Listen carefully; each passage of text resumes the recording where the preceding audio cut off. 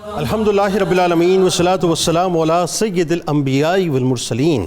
اللہم صلی علی سیدنا و مولانا محمد وعلی آلہ و اصحابہ وبارک وسلم وصلی علیہ۔ دنیا کے تمام دیکھنے والوں کو، تمام چاہنے والوں کو، تمام پیار کرنے والوں کو، اور جہاں جہاں تک اس وقت میری آواز کو سنا اور مجھے دیکھا جا رہا ہے، جنید اقبال کی جانب سے انتہائی محبت کے ساتھ السلام علیکم۔ ایک بار پھر ناظرین، آپ کو پرنور صبح نور کے ساتھ میں دل کی عطا گہرائیوں سے خوش آمدید کہتا ہوں، اور آئیے بلا توقف چلیں حضرت ابو انیس محمد برکت علی علیہ الرحمہ کی تالیف اسماء النبی کریم صلی اللہ علیہ وآلہ وسلم سے رسول اللہ صلی اللہ علیہ وآلہ وسلم کا ایک اسم مبارک پڑھنے اور سننے کی سعادت حاصل کرتے ہیں۔ سیدنا الناصح صلی اللہ علیہ وآلہ وسلم، ہمارے سردار، نصیحت فرمانے والے، درود و سلام بھیجے اللہ آپ صلی اللہ علیہ وآلہ وسلم پر، آپ صلی اللہ علیہ وآلہ وسلم کے آل پاک پر اور صحابہ کرام رضوان اللہ تعالیٰ علیہم اجمعین پر۔ حضور نبی کریم صلی اللہ علیہ وآلہ وسلم کہ جسے یہ پسند ہو کہ اس کی زندگی طویل ہو،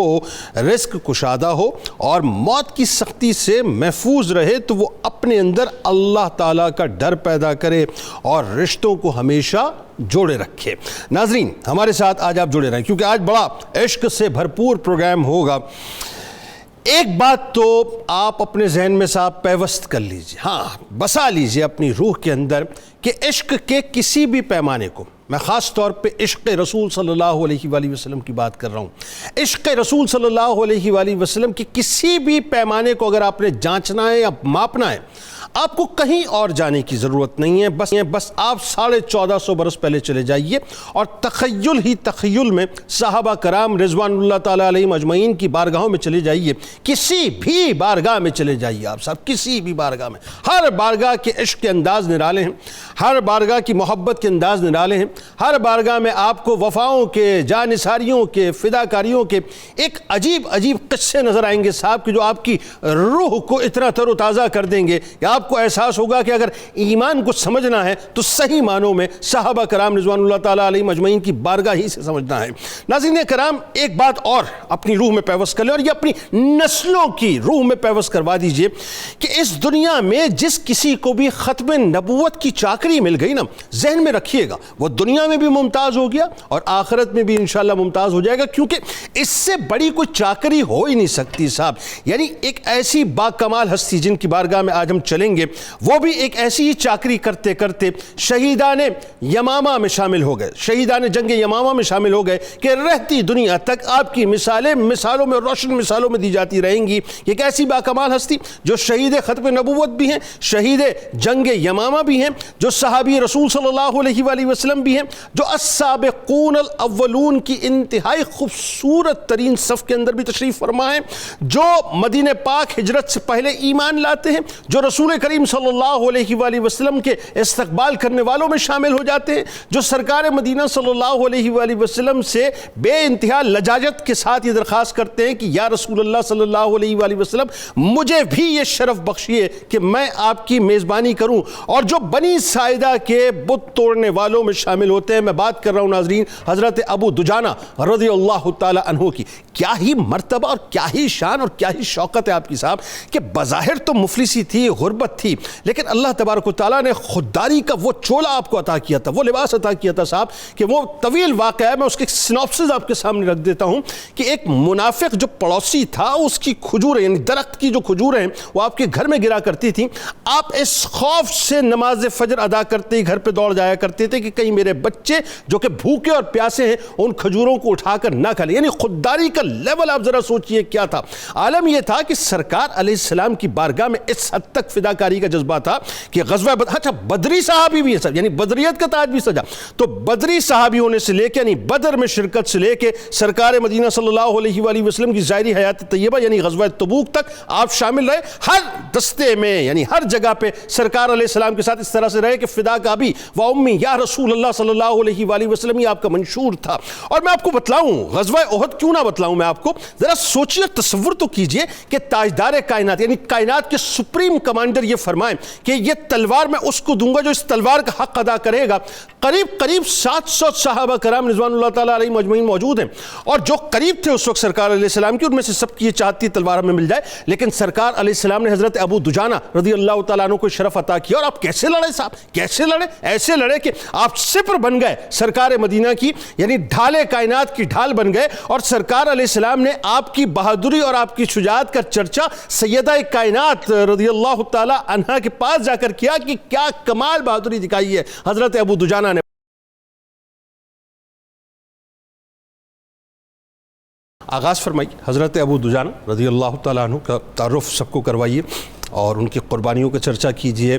اور یہ بڑی قبیل جو سابقون الاولون کی قبیل ہے صاحب، کیا شاندار قبیل ہے، ذرا اس کا بھی چرچا کیجئے۔ اور اللہ تعالیٰ نے جو آپ پہ کرم کیا کہ اتنے حسین سے القابات جو آپ کے شولڈرز کے اوپر سجے، بتائیے۔ بسم اللہ الرحمن الرحیم، اللہم صلی علی محمد وعلی آل محمد وبارک وسلم۔ بہت شکریہ محترم جنید اقبال صاحب، آپ نے بڑے خوبصورت انداز میں اہل ایمان کو اس پاکیزہ جماعت کی طرف متوجہ ہونے کی دعوت دی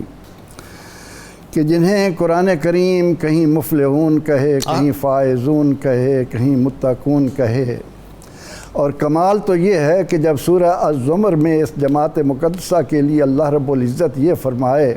کہ اولئک الذین ھداھم اللہ، یہ وہ لوگ ہیں جن کو اللہ نے ہدایت دی، واولئک ھم اولو الالباب،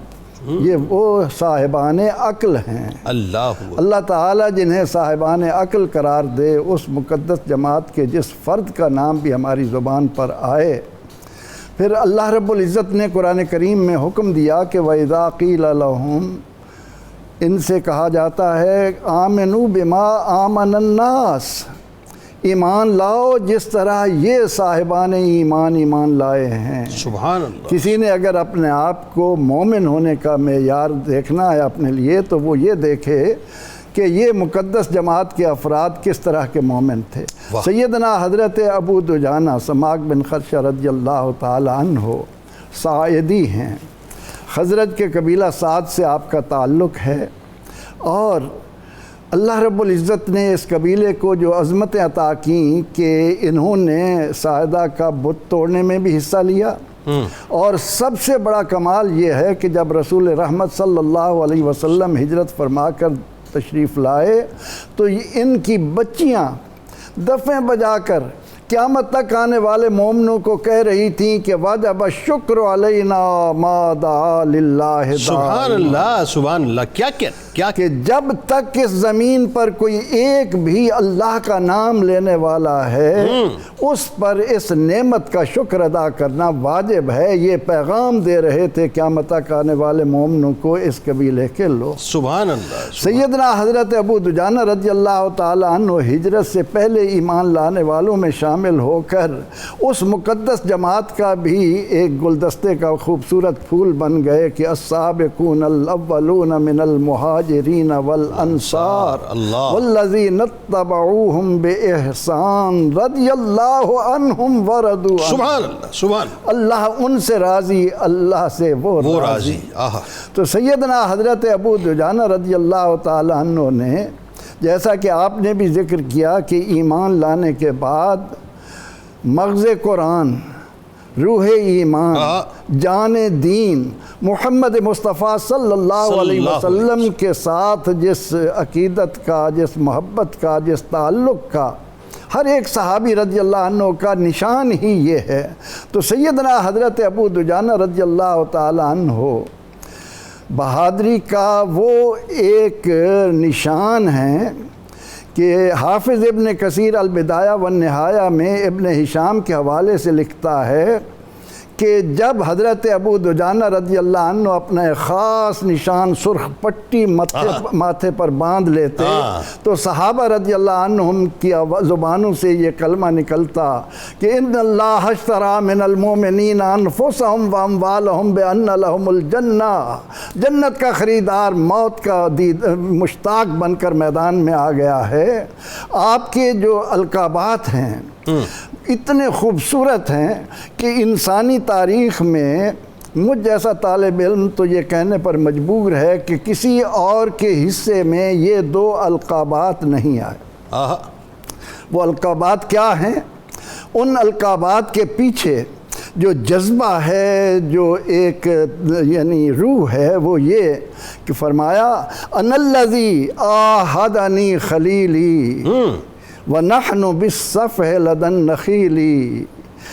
اللہ اقوم الدہر فی القیول اضرب بسیف اللہ والرسول، میں اللہ اور اس کے رسول کی تلوار کے ساتھ۔ کیا بات! یعنی صحابہ کا انداز دیکھیے کہ اللہ اور اس کے رسول کی تلوار، کوئی موقع کسی صحابی کے لیے آپ مشکل سے دیکھیں گے کہ وہ صرف اللہ کا نام لے۔ یہ ایک اہل ایمان کے لیے صحابہ رضی اللہ عنہم کی سنت کو زندہ رکھنا ہے۔ اللہ و رسولہ عالم، وہ بھی انہیں جو ایک ان کا لقب ہے ذو السیفین، دو تلواروں والے۔ یہ جب میدان میں آتے تھے تو ایک تلوار کے ساتھ نہیں آتے تھے، ان کے ہاتھ میں دو تلواریں ہوتی تھیں، دو تلواروں کے ساتھ دشمنان دین میں گھستے تھے اور بہادری کا جوہر دکھاتے تھے۔ اس کے وجہ سے ان کو ذو السیفین کہا جاتا ہے۔ ذو السیفین، ذو السیفین، دو تلواروں والے۔ اور ایک ان کا لقب ہے ذو المشہرہ۔ اچھا، یعنی انہوں نے ایک خاص زرہ اس طرح کی بنوا رکھی تھی کہ اس کے اندر اس طرح چھپ جاتے تھے اور اپنے آپ کو جب میدان میں اتارتے تو خوب صفوں کی صفیں الٹتے چلے جاتے۔ اس زرہ کی بنا پر ان کا ایک لقب ذو المشہرہ ہے۔ سبحان اللہ۔ سیدنا حضرت ابو دجانہ رضی اللہ تعالیٰ عنہ، نبی اکرم رحمت عالم صلی اللہ علیہ وسلم یعنی شمع رسالت کے وہ پروانے کہ جنہوں نے زندگی کا ایک ایک لمحہ دین اسلام کی عظمت کے لیے وقف رکھا اور بہادری کے جوہر دکھاتے۔ سبحان اللہ، کیا بات ہے، کیا بات ہے، سبحان اللہ۔ دیکھیں نا، آج ہم کہتے ہیں نا کہ اپنا اسٹائل انسان کا بڑا مختلف ہونا چاہیے، ہے نا۔ ہر آدمی سوچتا ہے کہ تھوڑا سا جدا گانا اسٹائل ہو تاکہ لوگ اٹریکٹ ہوں۔ یہ اسٹائل ہے صحابہ کا، مطلب سرخ پٹی ہاتھ میں سر پہ باندھی ہوئی ہے، دو تلواریں ہاتھ میں ہیں، اور پھر زرہ بھی ایسی ذو المشہرہ مطلب جو ہے کہلاتے تھے۔ تو یہ ان کا اسٹائل تھا کہ جو فدائیت کی طرف لے کے جاتا تھا۔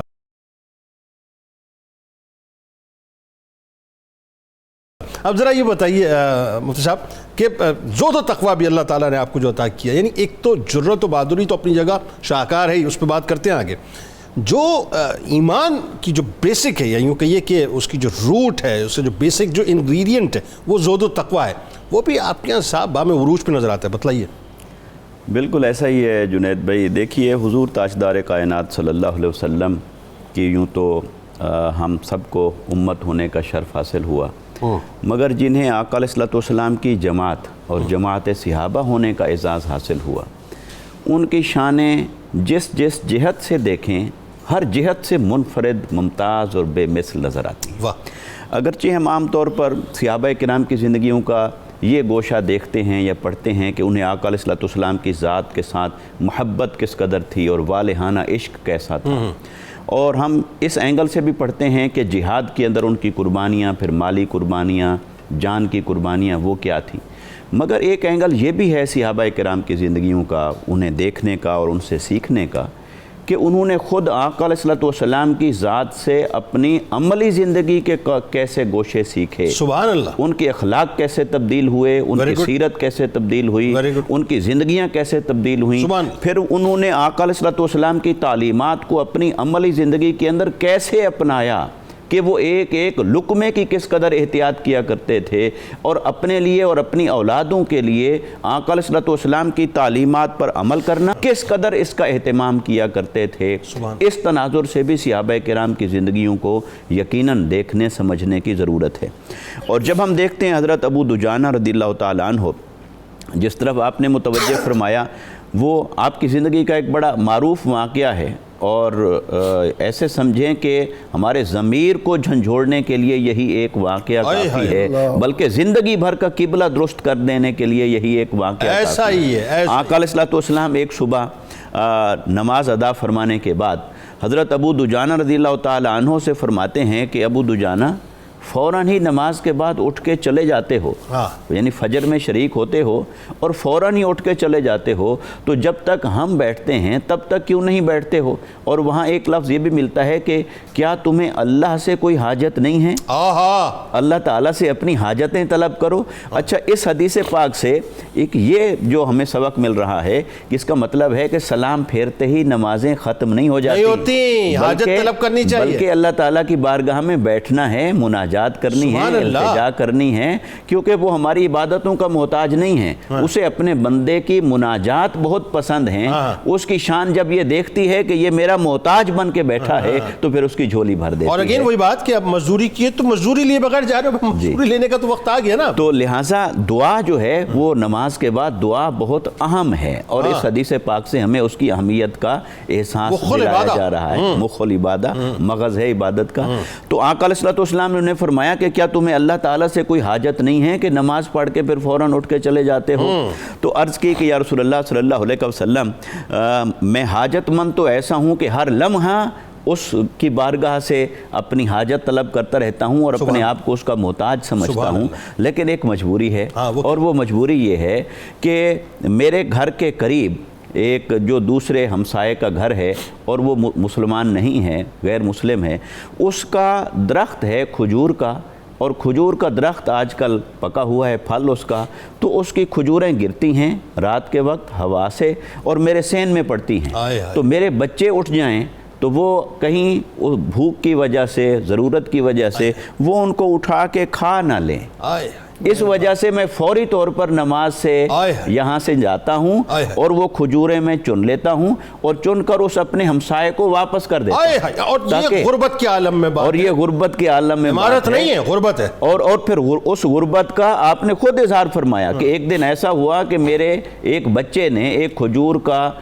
کھجور اٹھائی اور اسے منہ میں ڈال لیا. تو فرماتے ہیں کہ میں فوراً دوڑا اور دوڑ کر اس کے نگلنے سے پہلے انگلی ڈال کر اس کے منہ سے نکال لیا, اور میرا بچہ میرے سامنے روتا رہا. یعنی وہ ضرورت مند تھا, مگر میں نے ایک ہی بات اپنے بچے سے کہی کہ میں اللہ تعالیٰ کی بارگاہ میں قیامت کے دن یوں نہیں کھڑا ہونا چاہتا کہ میں چور ہوں یا میں نے آپ کو لقمہ حرام کھلایا ہے, جبکہ کوئی دیکھنے والا نہ تھا, کوئی دیکھنے والا نہ تھا. اور یہ یعنی اس قدر چرائی بھی نہیں تھی, وہ تو گری تھی, چرائی بھی نہیں تھی. یعنی یہ ہے احتیاط کا عالم کہ قرآن مجید کی تعلیمات پر کس قدر عمل کرنا کہ یا ایھا الذین آمنوا لا تأکلوا اموالکم بینکم بالباطل, کہ جس مال پر تمہارا حق نہیں ہے اسے مت کھاؤ. ایسے طریقوں سے کسی کا مال کھا لینا, اور لوگ تو کوشش کرتے ہیں, اور ہماری عملی زندگی تو برباد ہوئی پڑی ہے. آج تو ہماری نگاہیں رہتی ہیں کس کا مال ہمارے ہاتھ میں آ جائے, کیا ہم تو اچکتے ہیں, کہاں سے کچھ ہاتھ لگ جائے تو ہم اسے ہتھیا لیں.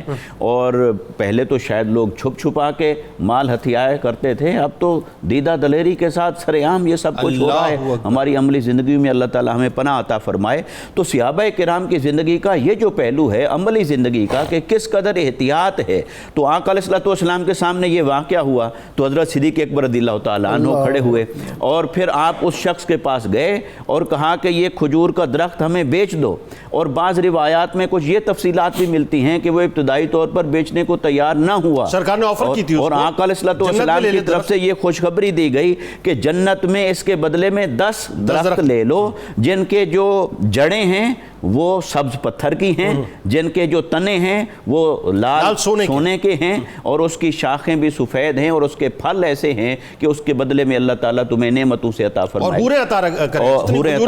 گا. لیکن یہ کہ پھر وہ ابتدائی طور پر بیچنے کو تیار نہ ہوئے, مگر روایات میں یہ ملتا ہے کہ پھر انہوں نے بیچ دیا اور حضرت صدیق اکبر رضی اللہ تعالیٰ عنہ نے لے کر پھر ان کے لیے وقف فرما دیا. تو صحابہ کرام کا یہ جو زہد کا, ترک دنیا کا اور رزق حلال کی احتیاط کا جو سبق ہے یہ ہماری عملی زندگی کے لیے یقیناً یہ تو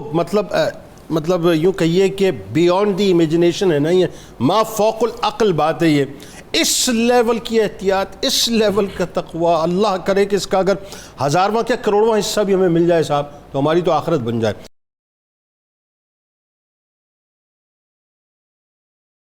اب ذرا اظہری صاحب یہ بتلائیے یہ ایک پہلو آ گیا، جو آپ کی بیسک آئی ڈی ہے وہ آپ کی بہادری ہے، وہ آپ کی شجاعت ہے، جو آپ کی اصل آئیڈینٹی ہے، شناخت ہے.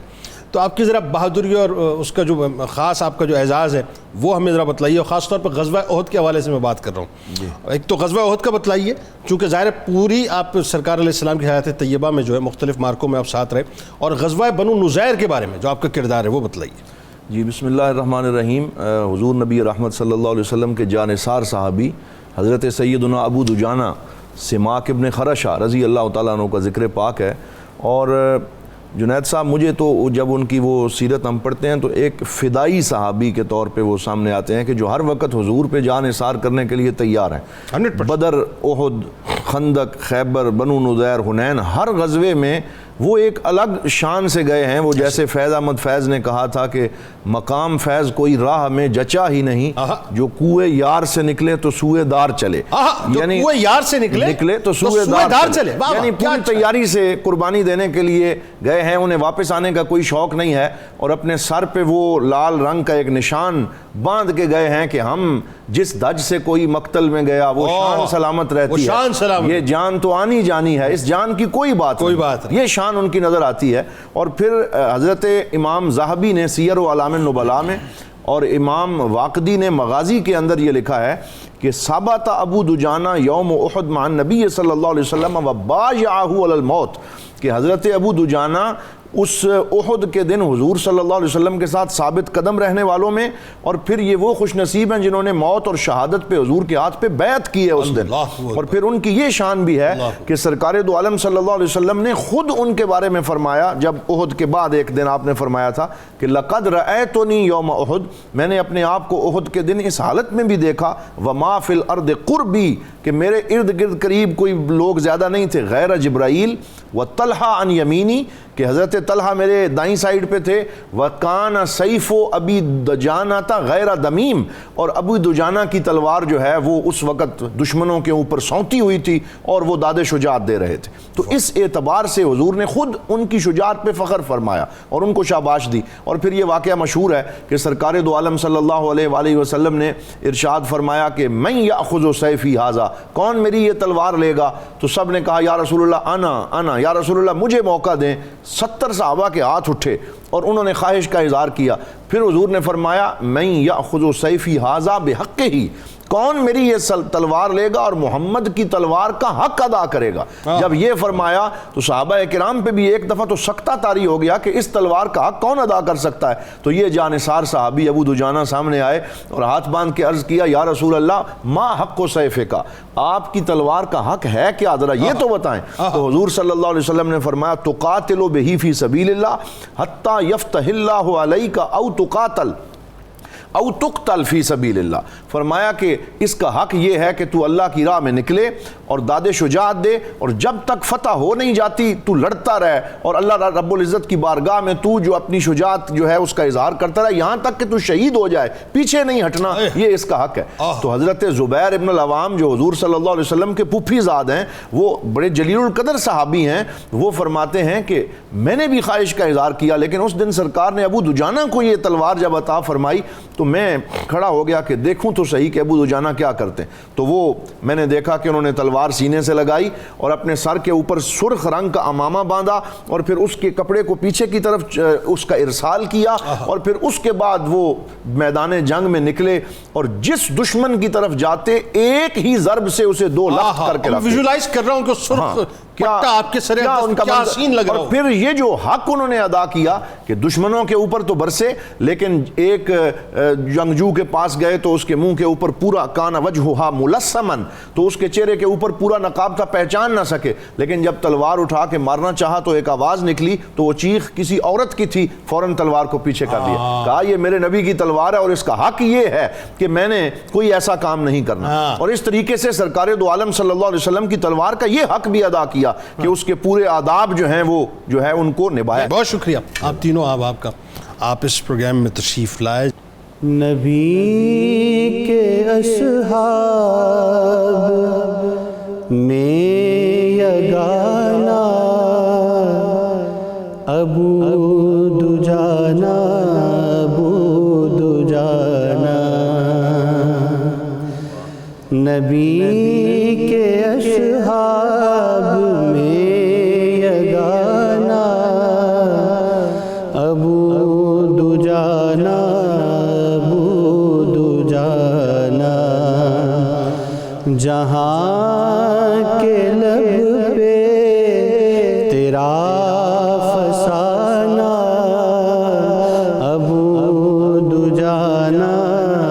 ابو دجانہ تیری دلیری کے قصے ابھی لہو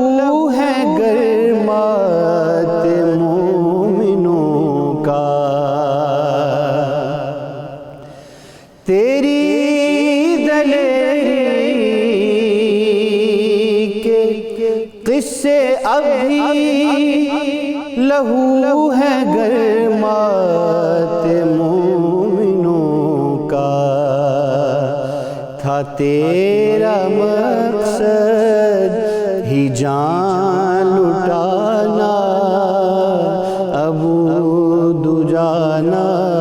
ابو دجانہ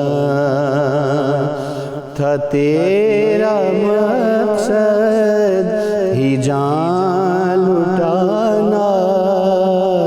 ابو دجانہ ابو دجانہ رہا نبی سے وفا میں کامل ہر ایک جنگ میں رہا ہے شامل رہا نبی سے وفا میں کامل ہر ایک جنگ میں رہا ہے شامل ہے یاد تیرا وہ رن میں آنا ابو دجانہ ابو دجانہ ہے یاد تیرا وہ رن میں آنا ابو دجانہ ابو دجانہ نبی کی ناموس پر لٹا کر یمامہ میں جان